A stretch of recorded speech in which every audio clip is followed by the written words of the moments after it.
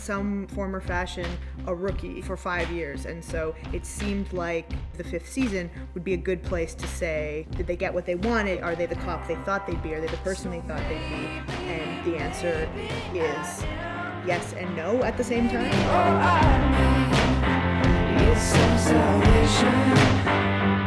Life is not a fairy tale is the reality we're dropped into right at the beginning of this season. We pick up right where the last season left off. Is everything okay? I don't know. There's no time for imaging. We need to get the bleeding under control first. It's major surgery. We're doing our best, but he's lost a lot of blood. We jump back at the hospital. Everything that seemed at the beginning of that day like a totally normal day has been tossed up in the air.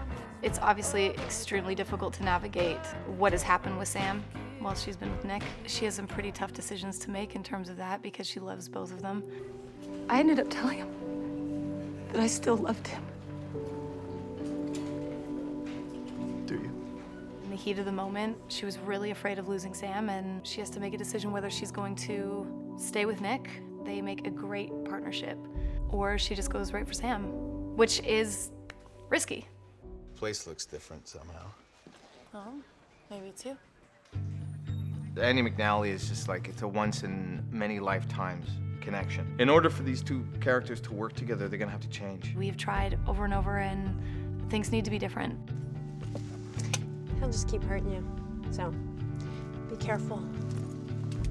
The fans have been really curious to find out more about his family members, and his sister comes into his life a little bit. You keep saying family like we're normal, but we're not. Okay, we're messed up. Can't write those guys the same way we did first season, even if we wanted to. They've learned too much. Tracy is definitely more comfortable and more confident as a detective. Well, let's get some prints. We find our golfer, we find our killer. One of the main obstacles that Tracy's facing is custody of her son. Her ex comes back and he starts to question whether she's the best parent. Leo would be better off with me. That's a huge threat. Tracy and Steve Peck, their relationship develops in season 5. Tracy's definitely being cautious. Tracy's priorities are Leo. Steve's priorities are Tracy. So it doesn't really meet sometimes. So tell us about your job, Gail. I'm a cop.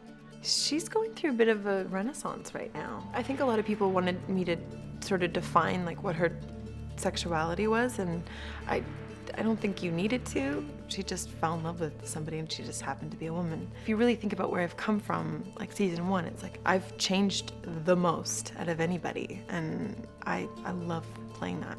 Chris is still really dealing with the ramifications of season 4. That propels him into a really dark place. Chris, are you all right? What the hell was that? There's a lot of drama with Chris, which Dove finds out about, and he has to dish out some tough love. It's like a surrogate brother. They're friends, but they also give it to each other straight. All I've got is this job. And lately I've been screwing that up too.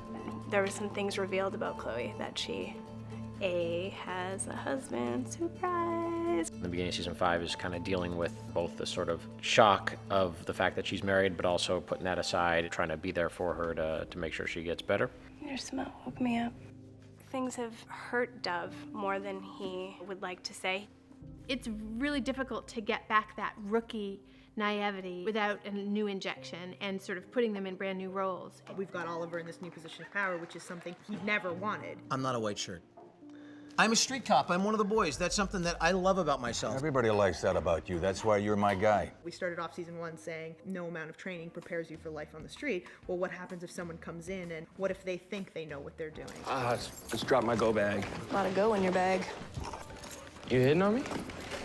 You're the new rookie. Duncan Moore, aka Selfie. He's a character. He loves his job. He loves being a police officer. He has a little bit of a problem, either being too excited or going overboard. There's a few issues that him and Andy kind of clash with.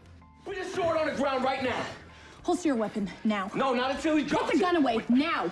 Andy is a training officer for the first time. Essentially, I'm a rookie again in this area. We wanted to make Andy's job really difficult and challenge her as much as we possibly could. This new guy kind of doesn't feel like he has anything to prove, really. He kind of feels like he knows it all. He thinks that he's going to be a great cop.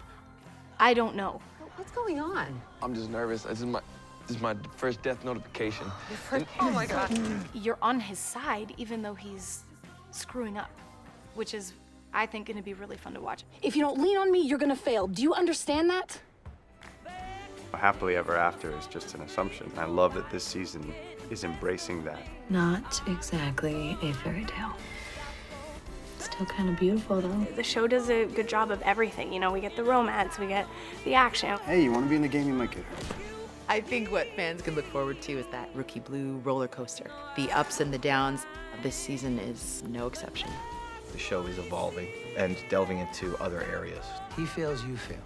If you fail, I fail, and I can't fail.